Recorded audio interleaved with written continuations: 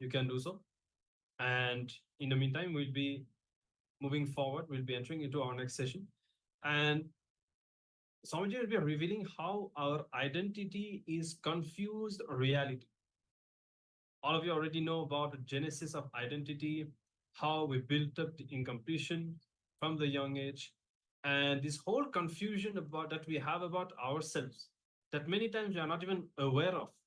The powerlessness, the gap in our identity inside, that is the source of the delusion, difficulties, complication, whatever we experience in life.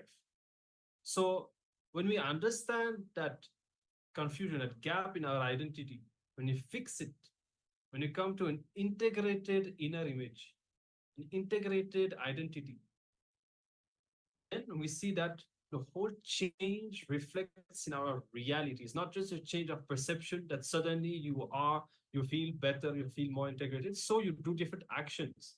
It's not just that. When the shift happens inside, your reality changes. You see that you don't see the things as you were before.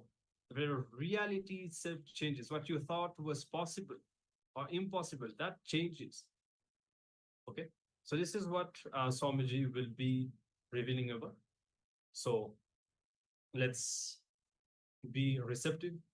Let's come to a listening space and let us discover about this truth.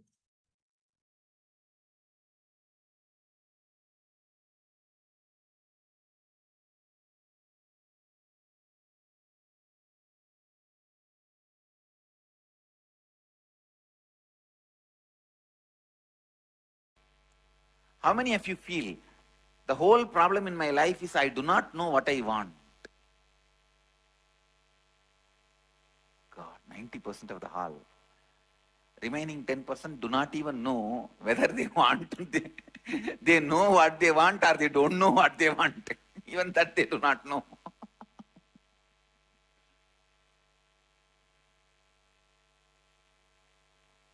I tell you,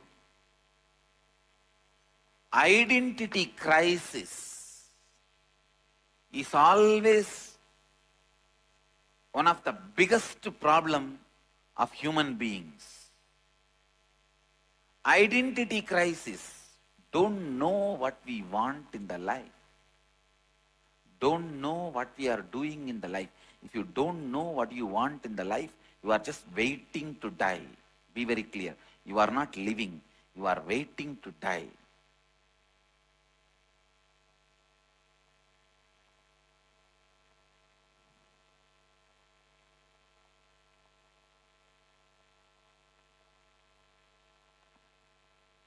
Waiting to die is not living. Many of you, if you look inside, you are just waiting to die. You don't have the courage to commit suicide, so you are just dragging your days, time. Please understand, that is not life. You need to get it. All the confusion in human society is based because of this 4 division. Peculiar attributes and performance of people.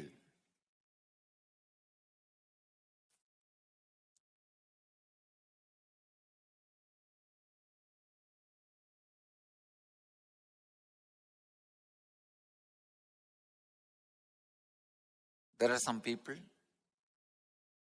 who always choose money as the end of life, goal of life, as a ultimate security.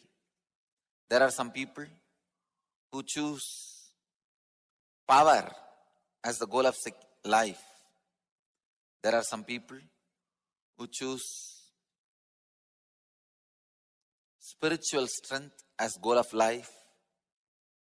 There are some people who choose confusion as the goal of life.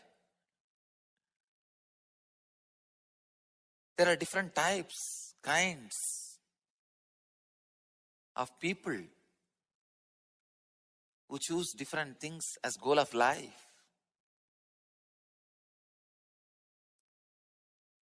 Based on what they feel as goal of life. How much ever you learn, sometime when there's a crisis, you tend to feel money is the security because practical. Now I need.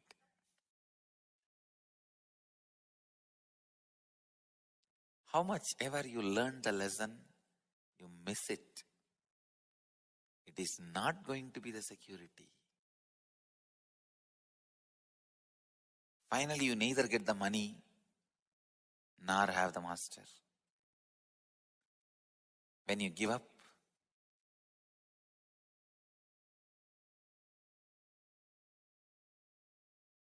the spiritual solution, I tell you, for every problem, spiritual solution is the answer. Coming to terms with the reality. There is no shortcut. Be very clear. When reality hits you, do not take shelter under money or power or confusion.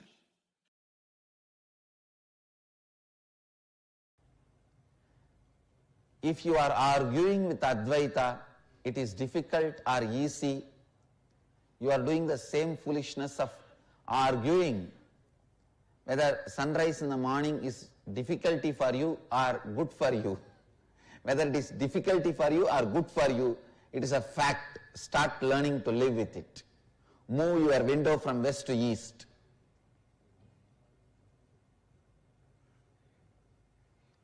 So, stop arguing whether Advaita is good for you or bad for you. Just move your window to the right direction and start living it. That's the most intelligent decision you will make in your life.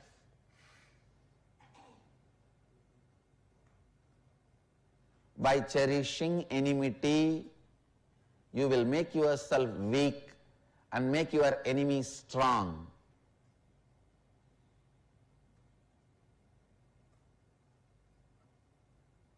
By completing with enmity, you will make your enemy weak.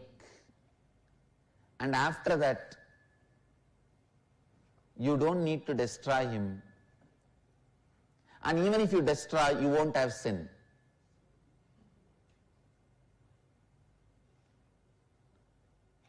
You may not even need, because he will die by his own powerlessness. Even if you want to destroy him, you may not need weapon. Understand, the space of Advaita is the best strategy planner, whatever situation you are in. The space of Advaita can be the best war strategy, political strategy, business strategy, economic strategy, health strategy, and the strategy for productivity, highest possible life. Understand? Don't believe completing with your violence will make you weak. If you believe completing with your violence will make you weak, you are wrong. Krishna lived in the space of completion. He was always powerful. As a single man, he finished what he wants to finish.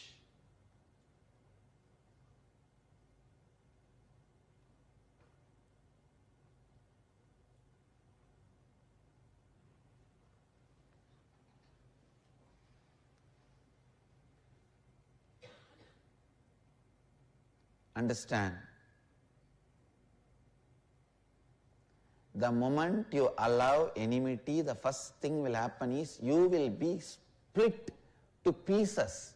You yourself will not be sure about you. The confusion is the curse from violence. Confusion is the first side effect you will experience from the violence. Do not cherish or entertain enmity even for a casual argument or playful way. Learn this as a lesson. Do not cherish enmity and violence as part of you, even in a playful way.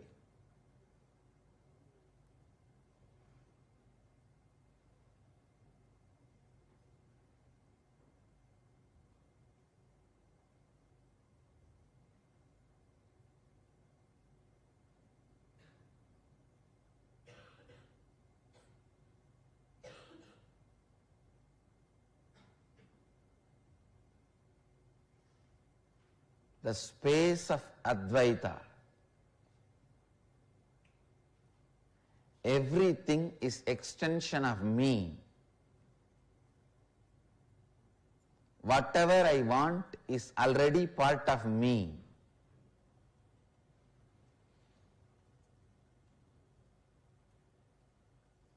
Is Kalpataru.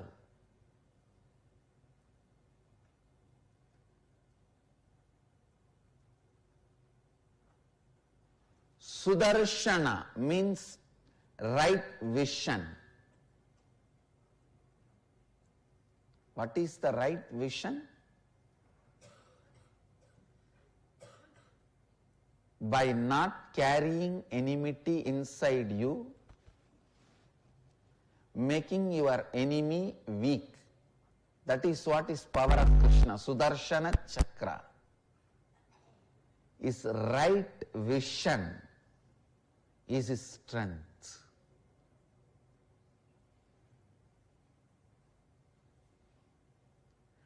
Disown enmity from your being. Disown anger from your being. All your confusion will be burned. You will become sure about you.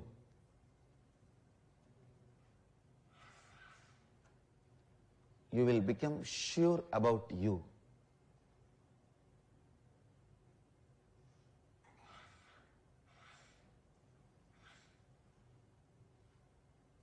Whoever lives in the space of Advaita, even when you are directly facing your own death, is liberated. The moment you fall into Dvandva, your life is gone. You are gone, your life is gone. Whole thing is waste. Whether you are fighting with a disease, fighting with a pattern, fighting with poverty, fighting with disturbed relationships, fighting with terrorists, fighting with society, fighting with anything, keep Advaita, the space of Advaita, as a strategy for your life. The right wing will have a right wing if they start living the space of Advaita.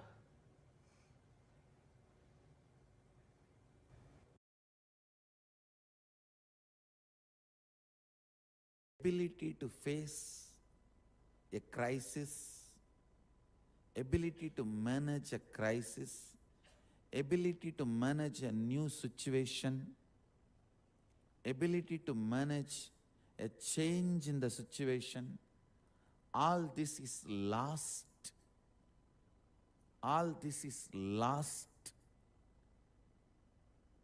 with the continuous luxurious lifestyle. Please understand, if you are rich, don't punish yourself with the luxurious lifestyle. That's the biggest punishment you will give it for yourself. Just because you are rich, don't destroy yourself.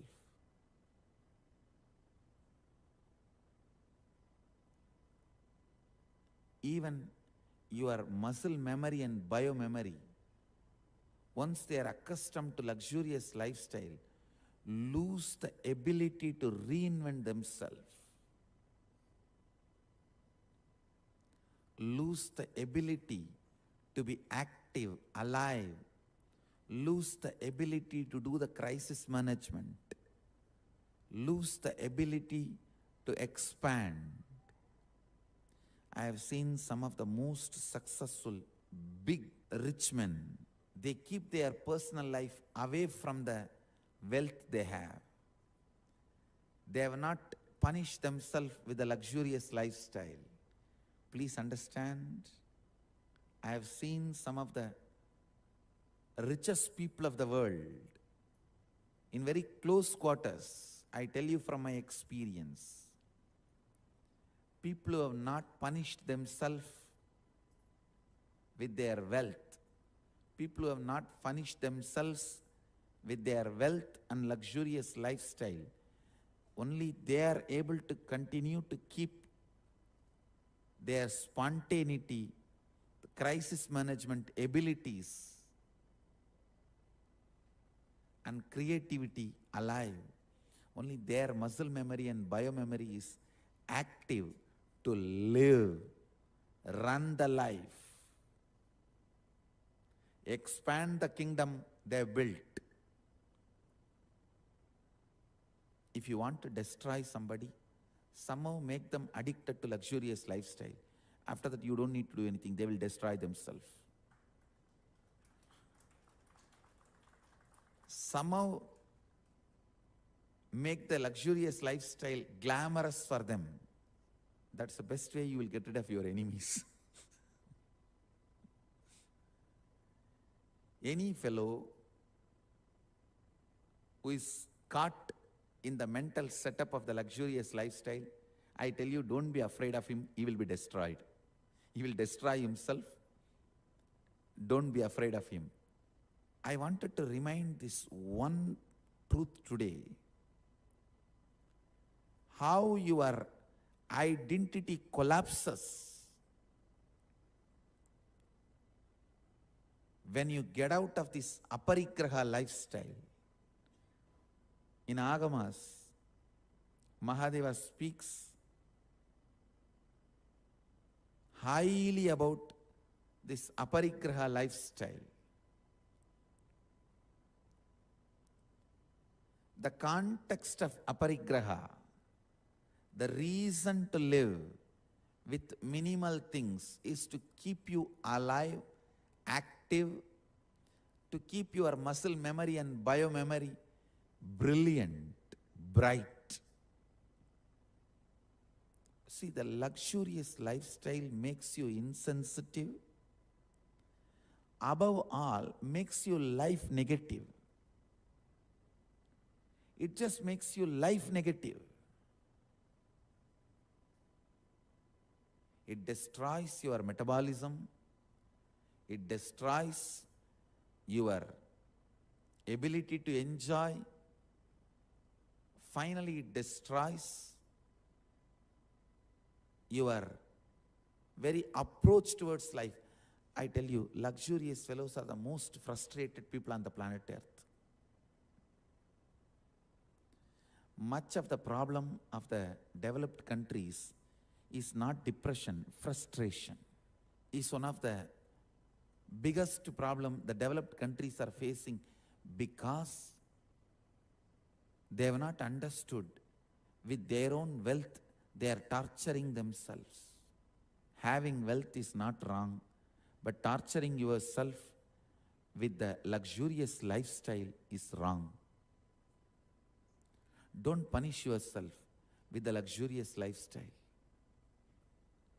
It's an old way of living. It is not cool. it's not modern, it's not fashionable. Living luxurious lifestyle like kings and queens is the old stupid way of living. Luxury kills you while you are alive. Luxury makes you insensitive and puts you in identity crisis.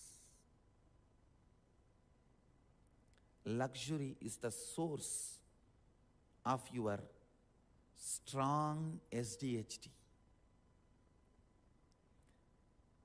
Continuous luxurious lifestyle creates deep self-doubt, self-hatred, self-denial in you.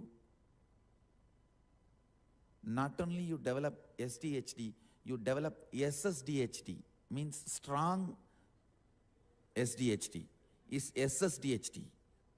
Have wealth, I'm not saying don't have wealth, but because you have wealth, you don't need to abuse yourself with luxurious lifestyle. You don't have to abuse yourself with a luxurious lifestyle. Remain as simple as possible so that you have the freedom to reinvent yourself.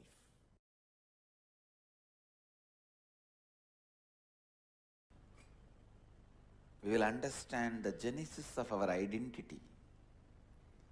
What all the said, unsaid aspects of our identity. The inner image we strongly feel as we. The outer image we project to the world as we. And gap between these two. Why the gap? The gap is not always bad. Please listen. The gap is not always bad. Only when it is unconscious and makes you powerless, it is bad. If you consciously know how to play the game and it does not make you powerless, it is not bad. I am 120% sure Krishna did not feel powerless when he ran away from the war field with Jarasandha. He was powerless and ran away? No. No. Understand, Krishna did not feel powerless and run away from the war field with Jarasandha. No.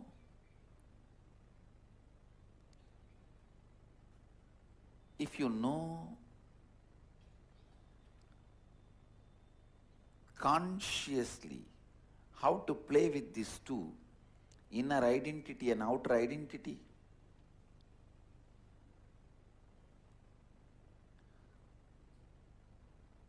and it does not put you in powerlessness, gap is not wrong. Not once or twice, so many times Krishna ran away from Jarasandha.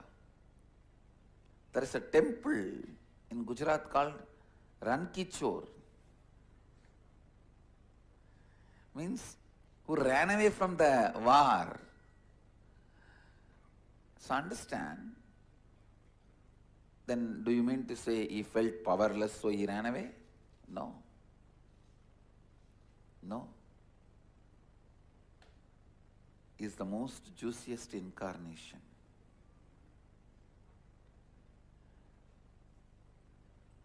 He never felt powerless. He knows how to handle the identities, where to project what.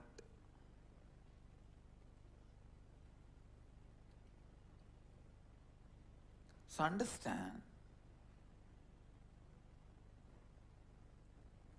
the exact inner identity, outer identity, and the gap between the inner identity and the outer identity.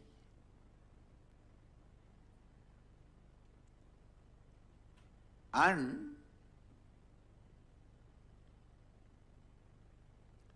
what you want others to experience, feel about you, and what you feel about others.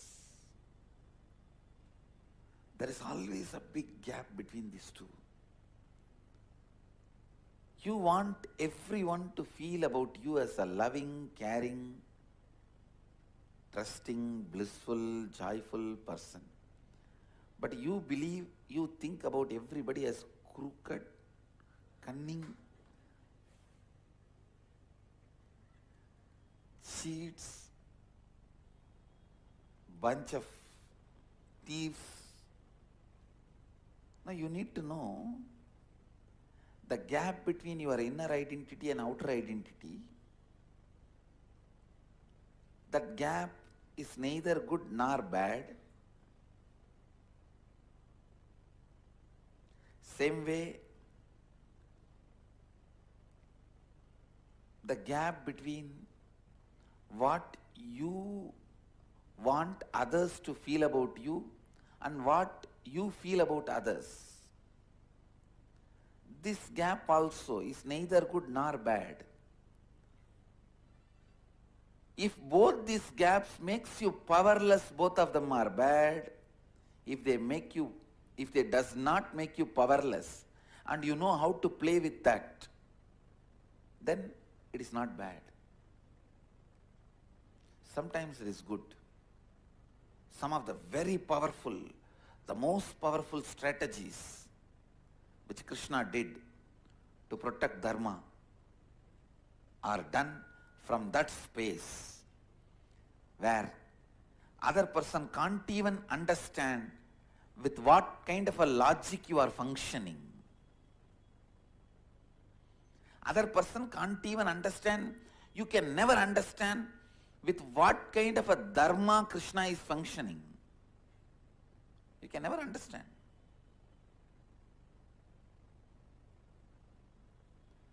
But he is the most dharmic being. Because the gap between inner identity, outer identity has not put him in powerless space. SDHT, self-doubt, hatred, denial.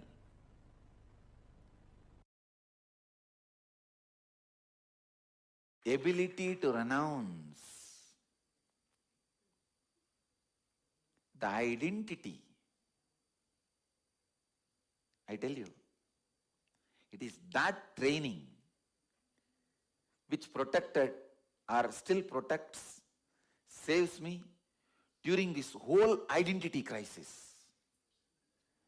See, the attack on me was not defamation. It was literally creating identity crisis. Please understand. Defamation is different. Trying to create identity crisis is different. Attack on me from 2010 is not just defamation. Trying to create identity crisis. Trying to completely confuse people about who am I, who I am. And they tried their best even to confuse me. See, if constantly 3 years somebody tells you you are a cheat, you are cheat, you are cheat, you may start thinking, am I really cheating? Ability to drop your identity in front of anyone is the quality of sadhu. And I wanted this to be a guru walk to all my ashramites. What is there? You think all the abuse I am going through, I am worthy of it? It is excess being done on me. But that is the way life is. That is the way humanity is. That is because you did not become enlightened few thousand years before and serve the humanity. I am struggling all alone.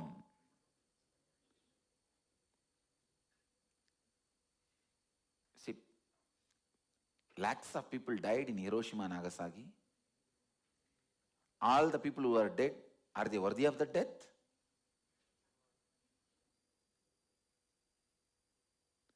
The ability to drop the identity is Jivan Mukti. I tell you one more secret. As long as you have certain identity, you will always feel society is adharmic towards you. It is a basic secret.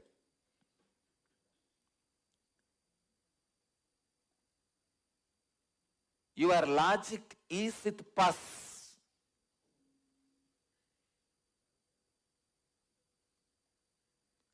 It sees only from your side, never from the other side.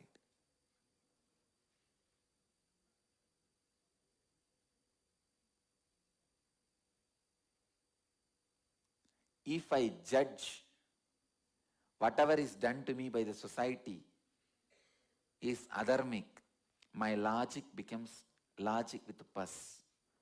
Fortunately, I never judged.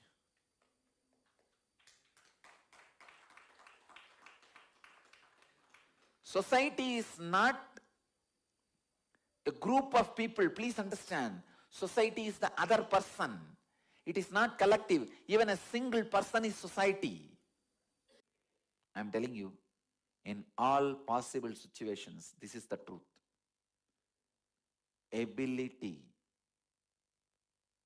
to let go the identity makes you the hero whose identity can never be destroyed. I want those heroes around me. They are Jivan Muktas. I tell you, your identity costs you only your life, nothing else.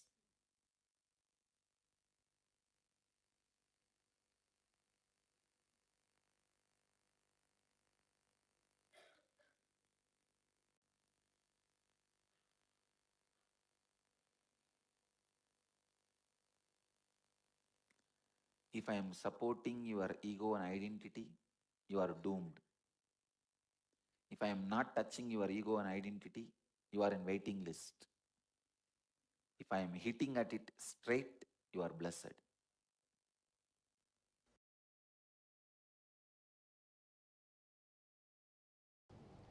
Please understand,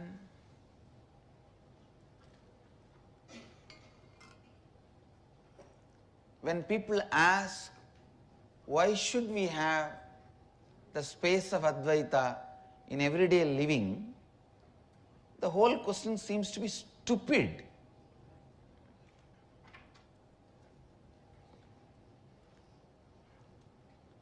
The space of Advaita gives you the best strategy from which you can operate.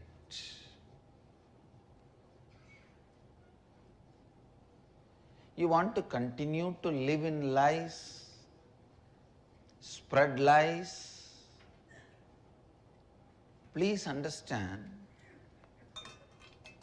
living in lies, spreading lies,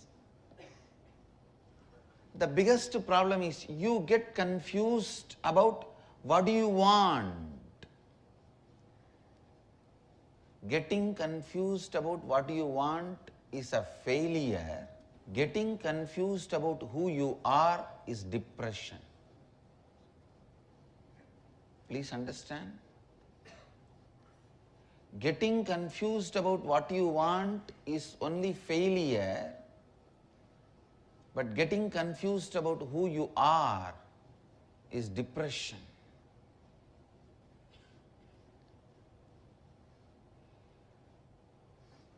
Even if you allow the failure, don't allow depression. Even the word depression is too small. Getting confused about who you are and not being sure about who you are, the identity crisis. The identity crisis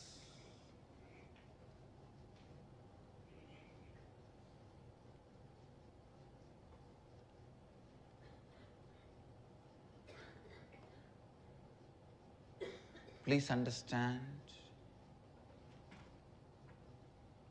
the identity crisis.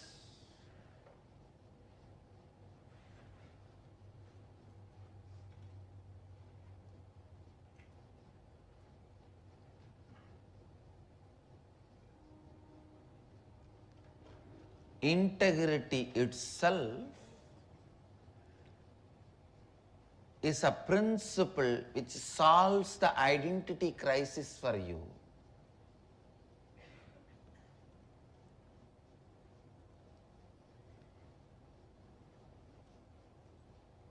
See, integrity actually solves identity crisis for you.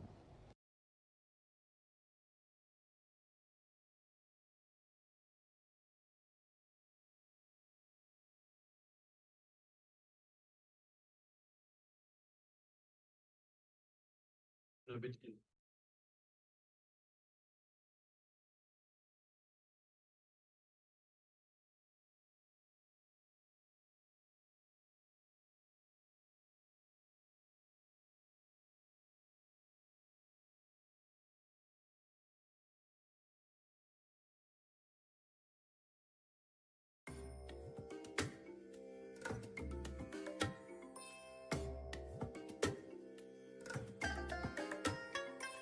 I bless you all. Let you all open all your three eyes and manifest the powers of Mahasadashiva. Om Nithyananda Paramashivoham. Om Nithyananda.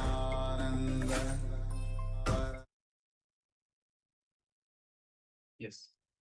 So the confusion in your identity, that is what leads to the confusion about what you want in life. Actually, if you see, many of us, we will have so much of confusion when it comes to this, and about the path that we want to follow, or even about small things. There's no persistent or consistent will.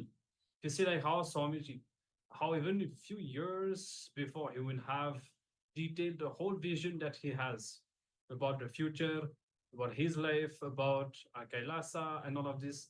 And any change or any addition always complements this vision. But most of us don't have that kind of a clarity. It's all about short term, contradicting, and confused desires and intentions.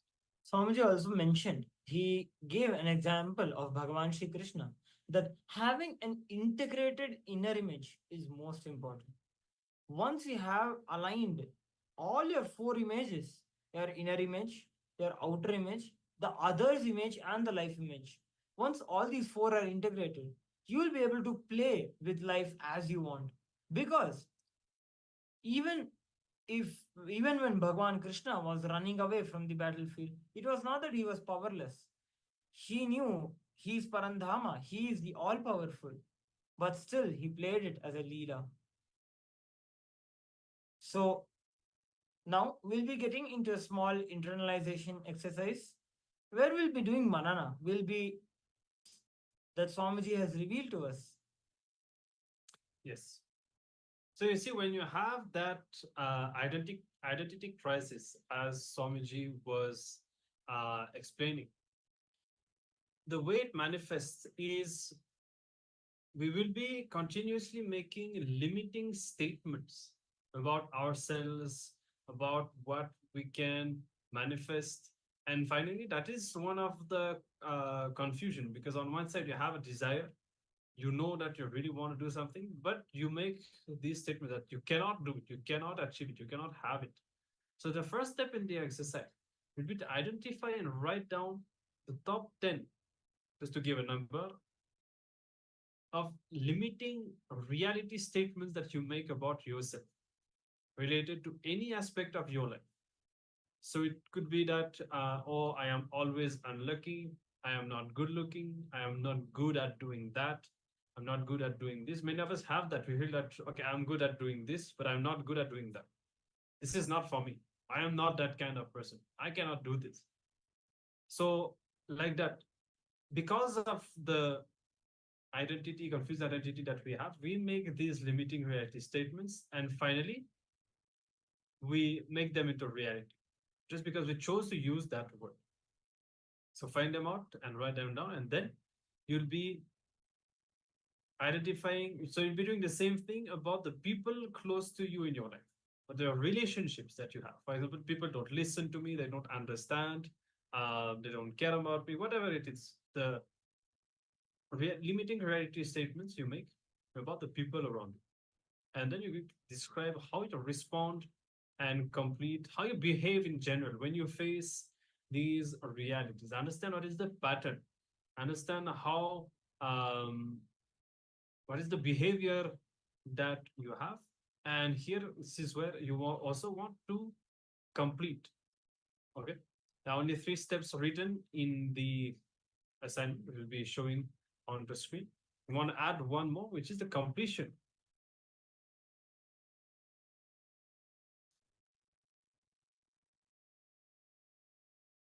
Where you declare what is the powerful reality statements that you want to make. And if you need to do any completion, looking in and relieving and all that, you can do so. As you can see, the 3 assignments and one more, which we are adding the completion, the powerful declaration to restore your space. Okay. So hope that is clear. We can all start to pen down and cut off.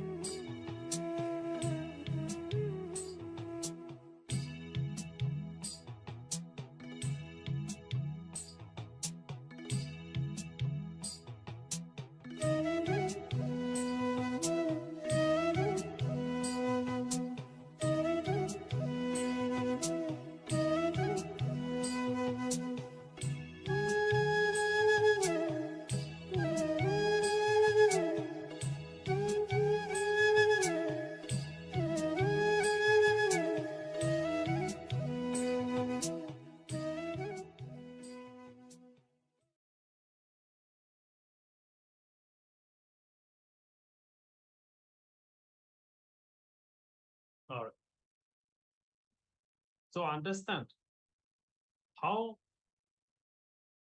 you limit yourself in life, because at the root you carry that identity crisis, and we'll be diving deeper into the identity crisis in upcoming days of the Paramashivoham, where we really look into the process of completion and understanding the genesis of this identity. But here, at least, you understand the power of the statements that you make, and how, when you are in confusion and not being able to manifest your reality, or for whatever reason whatsoever, you make negative statements about your potential, and whatever limitation, whatever situation you are facing in your life now is the byproduct of these statements. So look deep, identify all these statements, and even if you don't, at least now decide to make only empowering statements about yourself. So with this, you'll now be entering into another round of the power manifestation. And third eye solution, once again, have a question or problem ready for the power manifestation. As you note down your question, let us now invoke the presence of Swamiji. See, every time we manifest a power, and every time we get into the space of manifesting a power, it is celebrating Swamiji, it is manifesting Swamiji through us. So, always when you are manifesting the power, maintain the sanctity of the place around you. It is something very precious, important, and sacred for all of us. It is Swamiji's presence that we are celebrating while we are manifesting the power. So, if possible, you can sit in a cross-legged position in a proper yogic position, a cross-legged position on the ground. If you're not comfortable, then you can always choose to sit on a chair. So, being seated comfortably in a stable posture without being restless, bring yourself to the space of restful awareness. Remembering Swamiji in your third eye, bring awareness into your third eye. Remember the moments with Swamiji you cherish the most, the best darshan you have had, the most favorite darshan that you have had.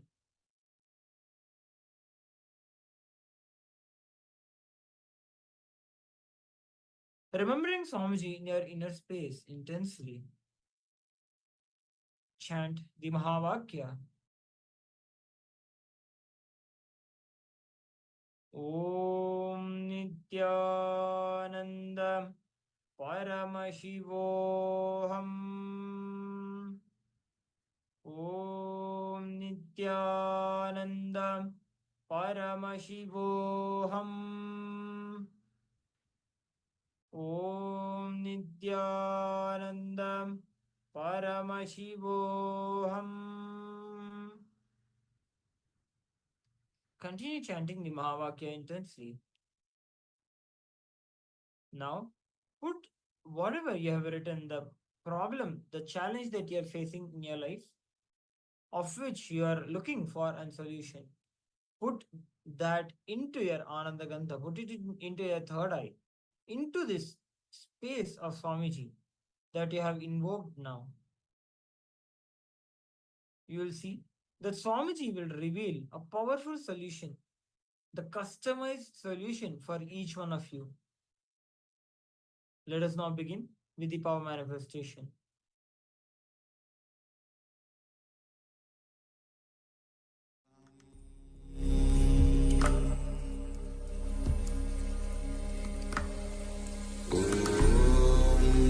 Nithyananda Paramashivoham